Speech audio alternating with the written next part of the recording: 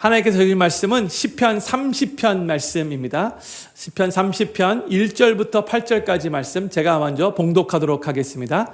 성전에 올라가는 노래. 여호와여, 내가 깊은 데서 주께 부르짖었나이다.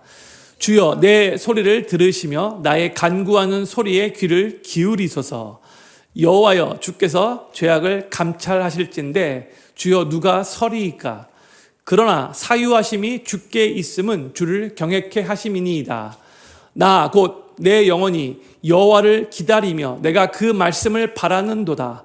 파수꾼이 아침을 기다림보다 내 영혼이 주를 더 기다리나니 참으로 파수꾼의 아침을 기다림보다 더하도다. 이스라엘아, 여호와를 바랄지어다. 여호와께는 인자하심과 풍성한 구속이 있음이라. 저가 이스라엘을 그 모든 죄악에서 구속하리로다. 아멘. 오늘 저희가 나누는 시편 130편의 표제어는 역시 성전에 올라가는 노래입니다. 시편 이 130편은 계속 말씀드렸듯이 시편 120편부터 134편에 있는 성전에 올라가는 노래가 표제어로 붙은 성전 순례시 15편 중에 오늘 11번째입니다. 표제어만 보면 누가 이 시편을 어떤 배경에서 언제 기록했는지 정확히 알 수는 없죠. 근데 많은 학자들이 추정하기로는 이 시편은 바벨론 포로 시기 이후에 포로 귀환 시대라고 할 수 있죠.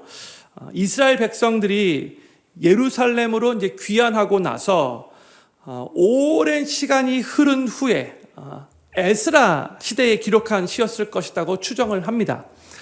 저도 오늘 이 시편 130편이 많은 학자들이 주장하는 것과 같이 바로 이 에스라 시대를 배경으로 하고 있다는 것을 전제로 하고 그 당시의 배경을 잠시 먼저 말씀드리도록 하겠습니다. 거의 매번 말씀을 드렸듯이 고레스 칙령에 의해서 이제 페르시아 땅에 살고 있었던 이스라엘 백성들은 BC 538년경에 약 5만 명 정도가 스룹바벨의 리더십하에 예루살렘으로 귀환을 했죠. 이게 바로 1차 포로 귀환입니다. 그리고 주변 나라들의 조롱과 아주 여러 방해가 있었지만 그래서 성전 건축을 시작했다가 약 16년 동안 중단하기도 했지만 그래도 다시 하나님께서 스가랴 선지자를 하나님께서 사용하셔가지고 다시 성전 건축을 진행케 하고 그래서 우여곡절 끝에 성전 건축이 다 완성이 됐죠. 그리고 나서 이스라엘 백성들은 이 성전을 중심으로 그래서 열심히 신앙생활을 해왔어요. 그런데 또 시간이 흐르자 이스라엘 백성들은 다시 영적으로 해이해지기 시작했어요. 또 그 주변에 살고 있었던 이방 민족들과 결혼을 하기 시작했어요. 그래서 신앙 정체성이 희미해져 갔고 신앙의 순수성이 많이 사라져 갔고요. 특별히 하나님을 향한 예배, 하나님을 향한 제사가 아주 형식적으로 변질되었어요. 바로 그때 하나님께서 학자이면서도 제사장이었던 에스라를 들어 사용하셔서 BC 458년경에 제2차 포로 귀환을 이끌게 하셨습니다. 그러니까 제1차 포로 귀환이 BC 538년경에 있었기 때문에 무려 80년이 지난 후라고 할 수 있죠. 그러니까 한 두 세대가 지났다라고 할 수 있어요. 하나님은 이 에스라를 사용하셔서 무너진 신앙을 다시 세우고 이스라엘 공동체를 하나님의 말씀을 통해 다시 영적으로 부흥을 일으키시기 원하셨어요. 그래서 학자 에스라를 하나님이 사용하셨던 거죠. 이 내용이 에스라서에 기록되어 있습니다. 오늘 저희가 나누는 이 시편 130편은 정확하게 누가 이 시편을 기록했는지는 모르는데 이 에스라 시대의 인물 중에 하나라고 이제 학자들이 이제 추정을 해요. 이 시편 130편은 이 에스라 시대 당시에 많이 힘든 절망적인 상황과 또한 죄에 대한 그 회개 속에서 하나님의 용서와 구속을 간절히 소망하며 부르짖는 시라는 것을 우리 마음에 새기면서 오늘 본문 말씀의 내용을 살펴보도록 하겠습니다. 먼저 1절과 2절 말씀 우리 같이 한번 읽도록 하겠습니다. 시작. 여호와여 내가 깊은 데서 주께 부르짖었나이다. 주여 내 소리를 들으시며 나의 간구하는 소리에 귀를 기울이소서. 아멘. 우리 1절 말씀 다시 한번 비춰주세요. 지금 이 시편 저자는 하나님께서 자신이 처해 있는 그 힘든 상황에서 하나님을 간절히 찾으며 하나님의 은혜를 지금 간구하고 있다는 것을 알 수가 있어요. 근데 이 1절 말씀을 히브리어 원어로 볼 때에 가장 처음 나오는 단어가 뭔지 아십니까? 성도님 한번 게스 한번 해보실래요? 뭐 같아요? 딱 눈치 빠르신 분, 빨간 줄에 쳐 있는 거겠구나, 알겠죠? 깊은 데서입니다. 그러니까 시편 저자가 이 깊은 데서라는 단어를 제일 강조하고 싶었던 거죠. 그래서 이 1절 말씀을 히브리어 원어의 순서대로 나열하면 이래요. 깊은 데서 나는 부르짖었습니다, 여호와께. 그대로 영어 번역은 그 순서대로 번역되었어요. 시편 저자가 여기서 강조하고 싶었던 이 깊은 곳은 깊은 수렁, 밑바닥을 의미하는 단어예요. 그러니까 예상하지 못했던 큰 고난이나 고통을 의미하는 것이고, 또한 자기 힘으로 빠져나올 수 없는 절망적인 상황을 의미하는 거예요. 깊은 곳, 깊은데. 그런데 이러한 절망의 자리에서 시편 저자는 스스로 그 해결책을 찾으려고 하셨던 게 아니라 오직 여호와 하나님께 부르짖었던 거죠. 여기서 이제 부르짖다가 영어로는 cry라고 번역되었어요. 울다 그런 의미라기보다 이것은 하나님 앞에 기도할 때에 그냥 단순히 속삭이면서 조용히 기도했던 것이 아니라 깊은 영혼 깊은 곳에서 쏟아지는 그런 절박한 심령으로 기도했다. 울부짖으며 기도했다라는 그런 의미인 거죠. 근데 성도님들, 모든 인간은 신앙이 있으나 없으나 신앙이 심지어 좋다 할지라도 이렇게 깊은 데에 빠지는 경험을 하는 거 아십니까? 신앙이 좋은 사람도 이런 경험을 해요. 그게 큰 위기일 수도 있고 고통과 고난일 수도 있고 큰 실패와 시련일 수도 있는데, 중요한 것은 무엇인가? 그 깊은 데에서, 그 수렁과 같은 곳에서, 그 밑바닥과 같은 곳에서 하나님을 간절히 찾는가, 간절히 찾지 않는가, 이게 중요한 거죠. 인생의 깊은 데를 경험하게 되고 그런 고통의 상황을 만나게 되면 연약한 우리 인간은 그냥 자연적으로 가만히 놔두면 보통 절망하게 돼요. 그리고 우리 안에서 포기하고 싶은, 자포자기하고 싶은 그런, 될 대로 되라, 왜 내 인생은 또 이렇게 힘드냐, 이런 부정적인 생각을 가질 수 있어요.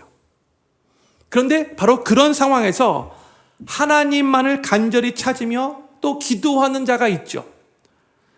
하나님께서 그 상황에서 드리는 그 기도를 들으시고 일하시는 것을 믿기 때문인 거죠. 내 상황은 지금 너무나 힘들어요. 정말 인생 밑바닥, 수렁에 빠져 있는 듯한 그런 느낌이에요. 왜 이러한 상황에 지금 처해 있는지 모르겠어요. 정말 하나님이 나를 사랑하시는 거 맞나? 이런 의문도 들을 수도 있어요. 그러나 그런 상황이라 할지라도 하나님이 분명히 내가 하나님 앞에 간절하게 드리는 이 기도를 들으시고 일하실 거라는 것을 믿기 때문에 그 상황에서 그 무엇보다도 하나님께 부르짖는다는 거죠. 시편 저자도 2절에서 또 이렇게 가는 거예요. 2절 말씀 다시 비쳤어요. 주여 내 소리를 들으시며 나의 간구하는 소리에 귀를 기울이소서. 그렇죠. 찰스 벌든 목사님도 이런 말을 했어요. 하나님의 귀는 깊은 바닷속에 잠긴 자의 기도에도 닿을 수 있다. 우리가 가장 깊은 웅덩이에 있을 때에도 우리의 기도는 하나님의 보좌에 이른다. 그러니까 하나님께는 결코 너무 깊어서 중서가 너가 지금 있는 곳이 저 깊은 수렁이기 때문에 너가 그 밑바닥에서 나한테 기도해서 너의 기도가 잘 들리지 않아. 절대 이렇게 생각하지 않는다는 거죠. 하나님한테는 너무 깊어서 들리지 않아. 이런 기도가 없는 거예요. 근데 사실 그런 깊은 곳에서 우리가 눈물 흘리면서 드리는 기도가 진짜 간절하고 절박한 기도인 거잖아요. 그렇죠? 성도님들, 모든 게 평안한 상태에도 하나님 앞에 기도 드리는 거 참 귀해요. 그렇죠? 하나님께서 나의 삶 가운데 큰 은혜를 베풀어 주시고 내가 내 삶을 돌아볼 때에 지금 정말 모든 것이 주의 은혜 가운데 편안하게 잘 진행되고 있을 때 있잖아요. 그때에도 교만하지 않고 하나님 앞에 겸손하게 나와 기도 드리는 것 정말로 중요한 거예요. 꼭 그렇게 기도해야 돼요. 정말 귀한 거예요. 그런데 사실 편안할 때 드리는 기도에는 간절함과 절박함이 별로 없잖아요. 그렇죠? 그냥 감사합니다. 주님의 은혜입니다. 그 안에는 그 기도도 소중하고 귀중하지만 하나님을 향한 간절함과 절박함이 별로 없다는 것을 우리가 인정해요. 그렇죠? 그래서 인생의 깊은 수렁에서 정말 밑바닥이라고 느껴지는 바로 그러한 장소에서 그러한 시간에 드리는 기도는 절망 가운데 터져 나오는 아주 간절함과 절박함이 있어요. 부르짖는 기도가 되는 거죠. 그때는 기도가 간절하게 부르짖을 수밖에 없게 되는 거예요. 성도님들, 혹시 그동안 신앙생활 해오시면서 인생의 밑바닥이라고 느껴지는 그 순간에 정말로 간절하고 절박하게 하나님께 부르짖으며 눈물로 기도하셨던 적 있으신지요? 아마 한 번, 두 번, 어떤 분들은 세 번, 네 번 분명히 다 있으셨을 거예요. 분명히 있으셨을 거예요. 그런데 우리 하나님은 그렇게 힘든 상황 가운데 절박하게 하나님 앞에 올려드린 그 기도를 절대로 외면하지 않으시는 분이신 거죠. 그리고 그렇게 깊은 곳에서 절박하게 기도 드릴 때에 하나님을 정말로 깊이 특별하게 경험하는 경우가 아주 많아요. 그래서 인생의 이 깊은 곳은, 이 수렁과 같은 곳, 이 밑바닥과 같은 곳은 인생의 끝이 아니라, 그 상황에서는 인생의 끝과 같이 느껴질지 알지라도 그것은 인생의 끝이 아니라 하나님을 절박하게 찾고 그래서 하나님을 깊이 만나게 되는 은혜의 자리가 되는 거죠. 그리고 그 상황에서 하나님을 간절하게 절박하게 부르짖으며 찾을 때에 절망이 소망으로 바뀌게 되는 것입니다. 저는 필그림교회 모든 성도님들이 인생의 그 수렁과 밑바닥과 같은 스스로 해결할 수 없는 깊은 곳을 경험하게 될 때에 절망하고 자포자기하고 다 포기하고 싶은 그러한 생각을 갖지 않으시기를 바라고, 하나님은 우리의 절박한 기도를 절대로 외면하지 않으시고 꼭 들으시는 분이시라는 것을 믿고 하나님께 간절히 부르짖음으로 인해서 하나님을 깊이 만나고 경험하시며 그 절망적인 상황이 소망으로 바뀌는 놀라운 은혜를 체험하시게 되기를 우리 구주 예수님의 이름으로 간절히 축원합니다. 이제 시편 제자는 3절에서 이제 하나님께 한 가지 질문을 드려요. 3절 말씀 같이 읽겠습니다. 시작. 여호와여, 주께서 죄악을 감찰하실진데 주여 누가 서리이까? 이 3절 말씀을 영어로 보면 if로 시작을 하고 있어요. 근데 이제 한국말 번역에는 if라는 의미를 가지고 있는 단어가 이제 빠져 있는데, 이 3절은 여호와여, 만약 주님께서 죄악을 감찰하시면 누가 서리이까? 이런 의미인 거죠. 근데 여기서 감찰하다라는 말은 단순히 지켜본다라는 그런 뜻이 아니라 하나하나 세밀하게 살핀다라는 그런 의미인 거죠.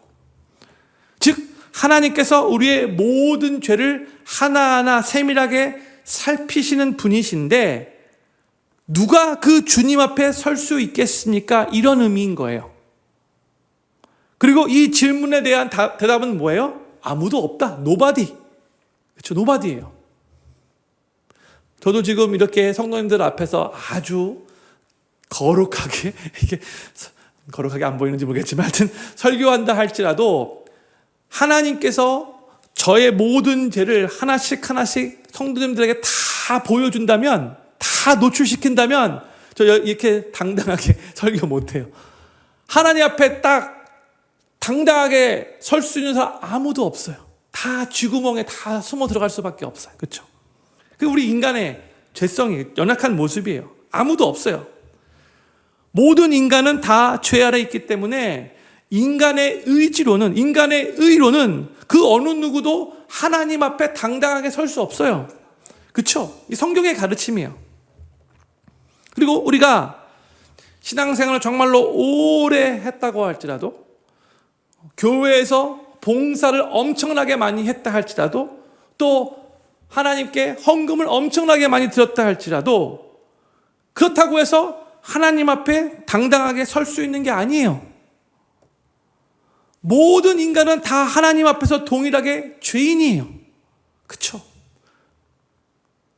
그런데 이 시편 130편 33절은 우리를 이제 이렇게 모든 사람들이 다 하나님 앞에 설 수 없는 죄냐 이렇게 선포하면서 우리를 절망 가운데로 몰아넣는 이 구절이 아니고요.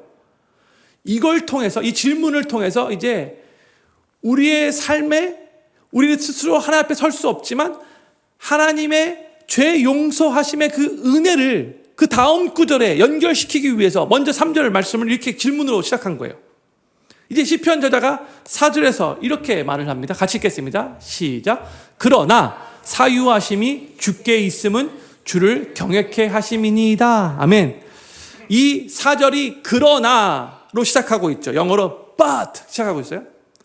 그러니까 3절에서 그 어느 누구도 하나님 앞에 설 수 없다. 당당하게 설 수 없다. 다 모든 사람들 다 죄인이기 때문이다. 이렇게 끝이 났는데 이제 4절을 어떻게 시작하고 있어요?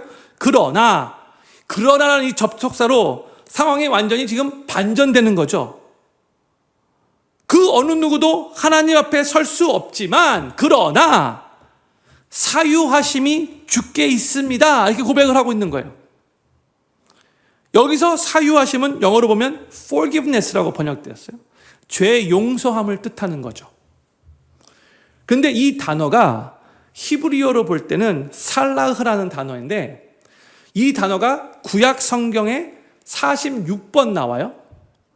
근데 이 단어는 사람이 또 다른 사람이 잘못했을 때 용서한다 이럴 때는 한 번도 사용되지 않아요. 너 나한테 말 함부로 했어? 너가 나한테 사과하면 내가 용서해 줄게. 이런 식으로 사용되는 단어가 아니라는 거예요. 이 46번 전부 다 언제 사용됐는가? 하나님께서 우리 죄인을 대해요. 우리의 죄인의 죄를 용서해 주실 때에만 사용된 단어예요. 그러니까 이 사유하심은 오직 하나님만이 하실 수 있는 죄 용서를 뜻하는 거죠. 성도님들, 온전한 죄 용서는 오직 하나님께서만 할 수 있는 거예요. 그렇죠? 오직 하나님께만 죄를 용서하시고 죄를 도말하시는 권세가 있는 거예요. 그래서 이제 신학시대 때에 예수님이 죄 용서를 선포할 때에 바리새인들이 막 입에 거품을 문 거죠. 어찌 감히 인간이 네가 함부로 죄 용서를 선포할 수 있어. 근데 예수님이 하나님의 아들로서 죄 용서를 선포하실 수 있었던 거잖아요. 그렇죠? 그런데 지금 시편 저자가 왜 이 3절 4절 말씀을 고백을 하고 있냐면 자기가 자기 자신을 봐도 그렇고 지금 이 이스라엘 공동체를 봐도 그렇고 너무나 연약해서 지금 신앙적으로 허우적대고 있고 또 순수하게 하나님 온전히 믿지 못하면 하나님 신앙 여호와 신앙으로 신앙생활하지 못하고 있다는 것을 보며 너무 속상한 거예요. 그러면서 하나님의 이 죄 용서하심의 은혜를 확실하게 믿으며 다시 하나님 우리 나 자신뿐만이 아니라 우리 이스라엘 공동체를 하나님께서 다시 죄 용서함의 은혜로 다시 회복시켜 주십시오. 이러한 마음으로 지금 이 3절과 4절 말씀을 고백하고 있는 거예요. 무엇을 보면 알 수 있냐면 4절 후반부의 시편 저자의 고백을 통해 알 수 있어요. 다시 4절 말씀 보여주세요. 그러나 사유하심이 주께 있음은 이렇게 말한 다음에 주를 경외케 하심이니이다. But with you there is forgiveness that you may be feared. 이렇게 되었어요. 죄인들에게 죄 용서함이 주어지면 그냥 우리 생각에는 사람들이 더 방종할 것 같이 보이죠. 그런데 지금 시편저자는 도리어 그 반대를 말하고 있는 거예요. 이렇게 죄 용서를 경험한 사람은 하나님을 가볍게 여기는 것이 아니라 하나님을 더 경외하게 된다. 이렇게 선포하고 있는 거죠. 즉 하나님의 사유하심은 단순히 죄를 없애주고 덮어주는 그런 차원을 넘어서 정말로 하나님의 죄 용서하심을 경험하게 되면 그 후에 우리를 더 경건하고 더 거룩한 삶으로 이끌어준다는 거예요. 이게 성경의 가르침이에요. 진짜 하나님의 은혜를 경험한 사람은 그 은혜를 값싸게 생각하지 않아요. 방종으로 나아가지 않고 더 거룩하게, 더 하나님을 경외하며 살아가게 된다는 거예요. 정말로 하나님의 죄 용서함의 은혜를 경험하게 되면 저는 필름교회 모든 성도님들이 우리는 하나님 앞에 결코 당당하게 설 수 없는 정말 끔찍한 극악무도한 죄인이라는 것을 겸손히 인정하시며 오직 주님의 죄 용서하심을 사모하시며 하나님 앞에 나아가실 수 있기를 바라고 하나님의 크신 그 죄 용서하심의 은혜를 경험하심으로 말미암아 더욱더 하나님을 경외하시고 더욱더 그 삶이 거룩과 경건하게 그렇게 성화되어지게 되기를 우리 구주 예수님의 이름으로 간절히 축원합니다. 시편 저자는 1절과 2절에서 어떻게 보면 깊은 절망, 자신의 상황 가운데 많이 힘든 그런 밑바닥과 같은 그런 경험을 하나님 앞에 부르짖으며 하나님의 응답을 간구한 다음에 3절과 4절에서는 본인뿐만이 아니라 이스라엘 공동체의 그 연약함, 죄지음을 보고 하나님께서 죄 용서함을 이렇게 해주시기를 사모하는 마음으로 3절과 4절을 고백한 다음에 이제 5절과 6절에서는 하나님께서 반드시 응답하실 것이라는 그런 확신의 기다림으로 이런 고백을 합니다. 먼저 5절 말씀 같이 읽겠습니다. 시작. 나 곧 내 영혼이 여호와를 기다리며 내가 그 말씀을 바라는도다 했어요. 여기서 시편 저자가 내 영혼이 여호와를 기다린다 이렇게 고백을 하고 있죠. 하나님을 기다린다는 것은 성경에서 볼 때 믿음의 또 다른 이름이에요. 하나님을 기다린다는 것은 믿음의 또 다른 이름이에요. 단순히 시간의 흐름을 견디는 그러한 인내가 아니라 하나님의 약속을 신뢰하며 하나님의 때를 기다리며 하나님의 응답을 기대하는 태도인 거예요. 그런데 시편 저자는 하나님을 기다린다라고 말하면서 자신이 하나님의 말씀을 바라는도다 이렇게 고백을 하고 있죠. 그 기다림의 근거가 그냥 막연한 희망 상황이 아니고 또한 자기의 그런 개인적인 그런 바람이 아니라 하나님 말씀에 대한 신뢰에서부터 온 것이라는 것을 우리가 알 수 있는 거예요. 형님들, 우리도 항상 하나님의 말씀이 우리의 소망과 기대와 기다림의 근거가 되어야 합니다. 우리가 많은 때에 막연하게 내가 원하는 일들이 이루어질 거야 라고 느낄 때가 많아요. 그렇게 말할 때가 많아요. 주변에 보면 저건 아닌 것 같은데 근데 혼자서는 아주 믿음이 좋아요. 아닌 것 같은데 그 하나님 말씀과 어긋나는 것 같은데 의외로 혼자서는 믿음이 좋아. 항상 하나님의 말씀이 우리의 소망과 기대와 기다림의 근거가 되어야 한다는 것. 그래서 하나님의 약속의 말씀이 없으면 기다림은 헛된 기대가 될 수 있지만 하나님 말씀 위에 세워진 그 기다림은 시간이 걸려도 반드시 이루어지게 되는 거죠. 이제 시편 저자는 6절에서 자신의 기다림을 이렇게 표현을 합니다. 6절 말씀 같이 읽겠습니다. 시작. 파수꾼이 아침을 기다림보다 내 영혼이 주를 더 기다리나니 참으로 파수꾼의 아침을 기다림보다 더하도다. 아멘. 지금 시편 저자는 자신이 하나님을 간절히 기다리는 것이 파수꾼이 아침을 기다리는 것보다 더 간절하다라고 지금 고백을 하고 있는 거죠. 그 당시에 이스라엘에서 파수꾼은 성벽에서 밤을 새면서 감시하며 이 성벽을 지켰던 자죠. 파수꾼. 그렇죠? 그래서 파수꾼에게 있어서 밤은 졸린 시간이고 또 졸린데도 긴장과 불안함이 공존하고 있는 시간이죠. 그리고 빨리 밤이 지나서 아침이 오기를 간절히 사모하는 시간인 거죠. 그래서 파수꾼에게 있어서 아침은 안전과 해방과 그리고 새로운 그런 시작이고 이제 푹 잠을 잘 수 있는 시간이 되는 거죠. 간절히 사모하는 거예요. 파수꾼에게 있어서 아침은. 그래서 파수꾼은 밤을 새면서 아침을 간절히 기다리는데 지금 시편 저자가 자신의 그 기다림이 하나님의 응답의 그 기다림이 바로 그 파수꾼의 기다림보다 더 간절하다 이렇게 지금 고백하고 있는 거예요. 저는 한국에서 군대를 가지 않아서 그 느낌을 잘 모르지만 우리 한국 남자들에게는 이 6절 말씀을 이런 식으로 표현할 수도 있을 것 같아요. 병장이 군에서 제대하는 날을 손꼽아 기다리는 것보다 내 영혼이 주를 더 간절히 기다립니다. 그렇죠? 성도님들 그동안 사시면서 어느 날을 가장 간절하게 손꼽아 기다리셨는지요? 어느 날, 내가 그때 그날 빨리 너무 간절하게 막 기다렸던 그런 날 있으셨죠?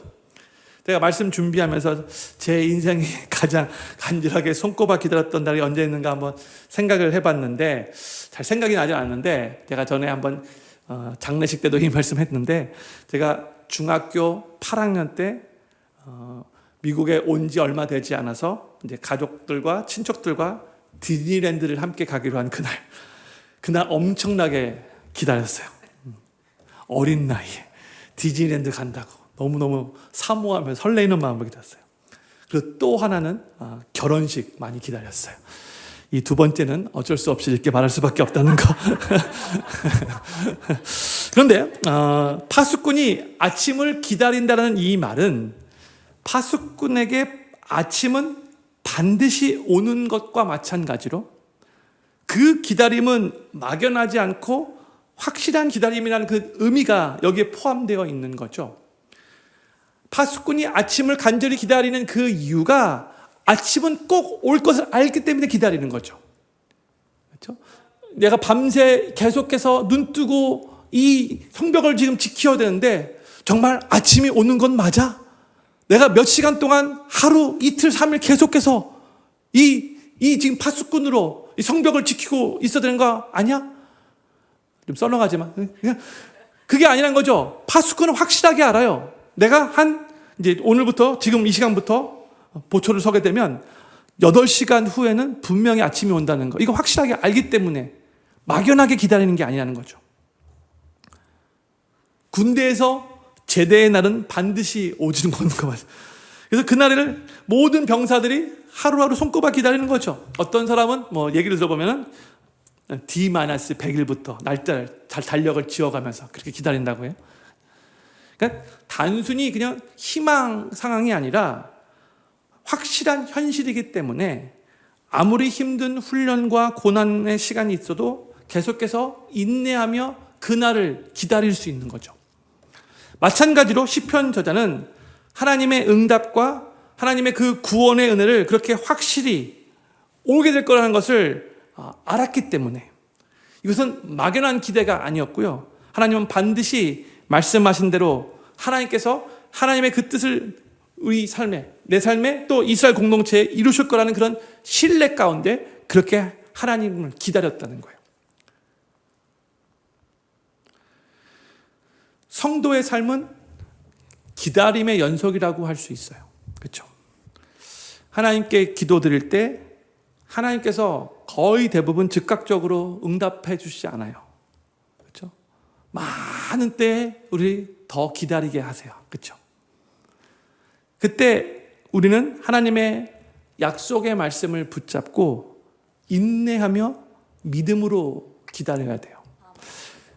기도의 응답이 더뎌 보일 때에도, 삶이 여전히 어두움 가운데 갇혀 있는 것 같이 느껴질 때에도, 지금 제대를 기다리는 병사보다도 더 간절히, 파수꾼이 아침을 기다리는 것보다도 더 확실하게 우리가 우리의 주님의 응답을, 그 주님의 일하시고 역사하심을, 우리 주님의 회복해 주심을 기다려야 한다는 거예요.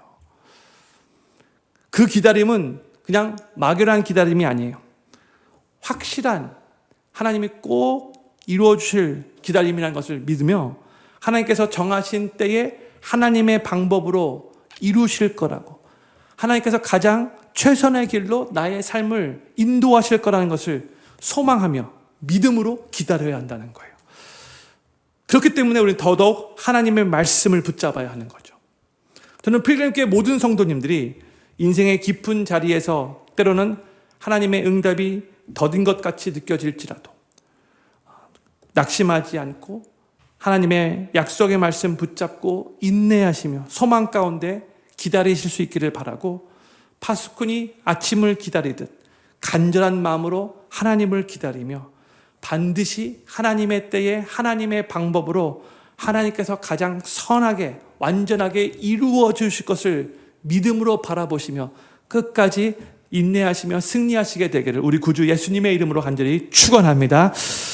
이제 시편자는 하나님을 바라봐야 하는 존재가 자기 자신만이 아니라 이스라엘 이 공동체 전체에도 동일하다를 고백을 하면서 이 시편 130편을 마무리합니다.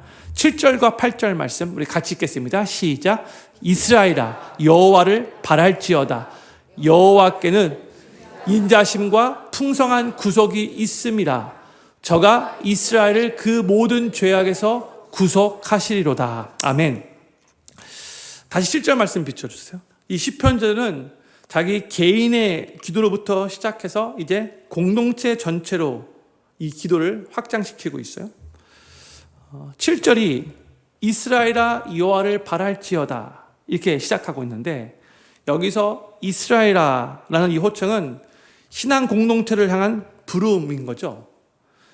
오늘날로 말하면 교회여 주님을 바라볼지어다 이렇게 부르는 것과 마찬가지예요. 시편 저자가 이스라엘 백성들 전체가 하나님을 바라봐야 할 그 이유를 하나님께는 인자하심과 풍성한 구속이 있음이라, 그 하나님의 인자하심과 풍성한 구속 때문이라고 선포하고 있어요. 여기서의 인자하심은 히브리어로 바로 헤세드, 우리가 여러 번 나눴죠. 하나님의 언약을 토대로 한 하나님의 변함없는 신실한 사랑을 의미하는 것, 헤세드 사랑. 그렇죠? 또한 하나님께는 풍성한 구속이 있음이라 이렇게 말을 하고 있어요. 여기서의 구속은 이제 영어로 redemption인데, 값을 지불하고 나서 자유롭게 풀어주고 해방시켜주는 것을 의미하는 단어라고 했죠. 그런데 이 구속이 하나님께서 우리의 영혼들을 향해서 구속하신다라고 이렇게 사용될 때는 죄를 구속해 주신, 죄의 용서함을 의미하는 거예요.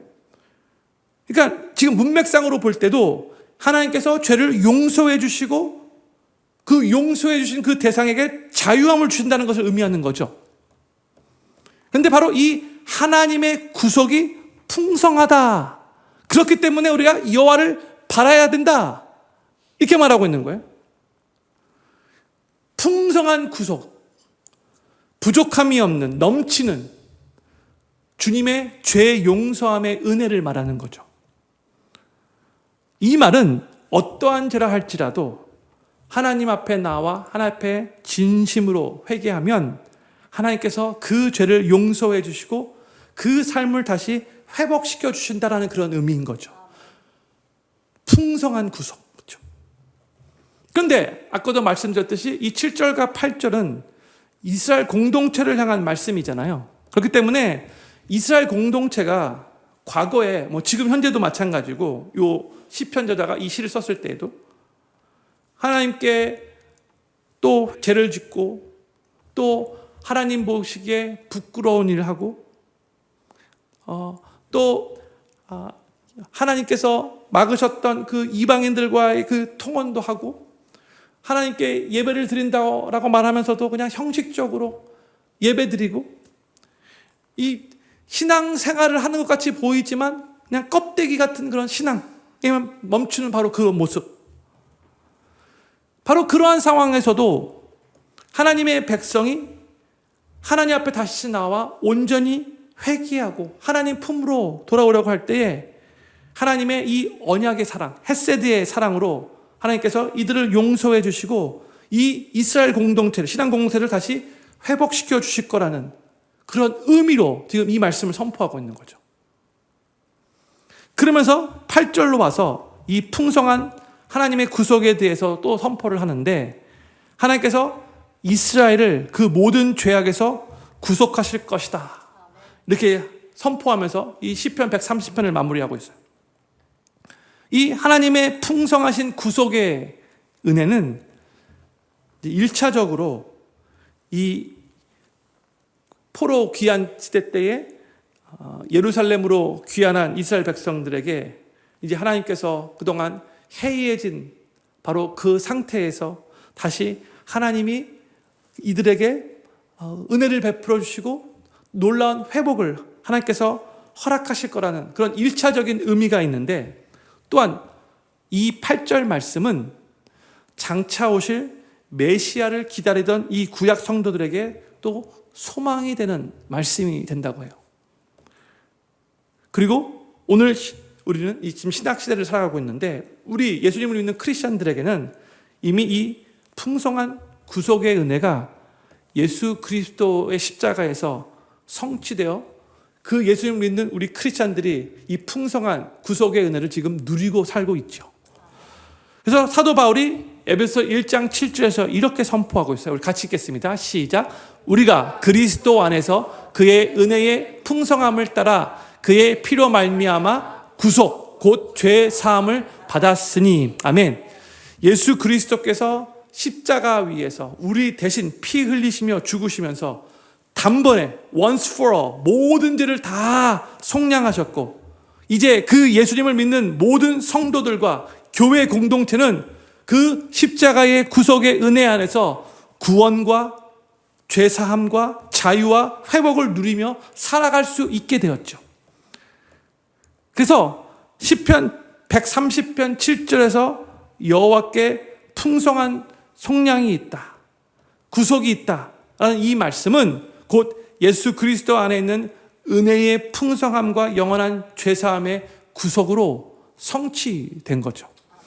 저는 필그림교회 모든 성도님들이 예수 그리스도의 십자가로 인해 이미 우리에게 임하여 우리가 누리고 있는 그 구원과 죄사함과 자유와 회복으로 인한 감사가 날마다 넘치기를 바라고 계속해서 우리 예수님의 풍성한 은혜를 의지하며 누리시며 그 은혜를 증거하며 살아가시게 되기를 우리 구주 예수님의 이름으로 간절히 축원합니다. 기도 제목 4가지 읽고 기도하는 시간 갖도록 하겠습니다. 첫 번째 기도 제목입니다. 인생의 수렁과 밑바닥과 같은 스스로 해결할 수 없는 깊은 자리에 이를 때에도 절망하거나 자포자기하며 모든 것을 포기하려는 마음에 사로잡히지 않게 하소서. 오히려 하나님은 우리의 절박한 기도를 외면하지 않으시고 귀 기울여 들으시는 분이심을 믿고 간절히 부르짖음으로 하나님을 깊이 만나며 그 절망의 자리가 소망의 자리로 바뀌는 은혜를 체험하게 하소서. 두 번째로 우리 모두는 하나님 앞에 결코 설 수 없는 죄인임을 겸손히 고백하게 하시고 오직 주님의 용서하심을 간절히 사모하게 하소서. 주님의 크신 은혜로 죄 사함을 깊이 경험하며 더욱 하나님을 경외하며 거룩과 경건한 삶을 살아가게 하소서. 세 번째, 인생의 깊은 자리에서 때로는 하나님의 응답이 더딘 것 같이 느껴질지라도 낙심하지 않고 하나님의 말씀 붙잡고 인내하며 소망 가운데 기다리게 하소서. 파수꾼이 아침을 기다리듯 간절한 마음으로 하나님을 기다리며 반드시 하나님의 때에 하나님의 방법으로 가장 선하고 완전하게 이루어 주실 것을 믿음으로 바라보게 하소서. 네 번째, 예수 그리스도의 십자가로 인해 이미 우리에게 임하여 우리가 누리고 있는 구원과 죄 사함과 자유와 회복으로 인한 감사가 날마다 넘치게 하시고 계속해서 주님의 풍성한 은혜를 의지하며 누리며 증거하며 살아가게 하소서. 오늘 말씀 생각하면서 이 시편 저자가 에스라 시대 때에 이스라엘 공동체가 또 자기 자신도 더 하나님 잘 믿어야 하지만 신앙생활에 해이함을 느끼고 온전하게 하나님 온전히 믿지 못하는 그런 자신을 바라보며 이스라엘 공동체를 바라보며 이 시편 130편을 기록을 했는데 이 속에서도 이 시편 저자는 하나님의 그 죄사함의 은혜를 고백했고 하나님께서 간절한 기도를 들으시고 놀랍게 일하시는 분이시라는 그런 믿음을 가지고 있었고 계속 하나님께서 이스라엘 백성들을 선하게 인도하실 거라는, 그래서 하나님만을 간절히 기다린다는 그러한 고백을 하고 있는데 바로 그러한 자세로 우리도 신앙생활 해나가게 해달라고 같이 한번 우리 기도하는 시간 갖기를 원합니다. 기도하겠습니다.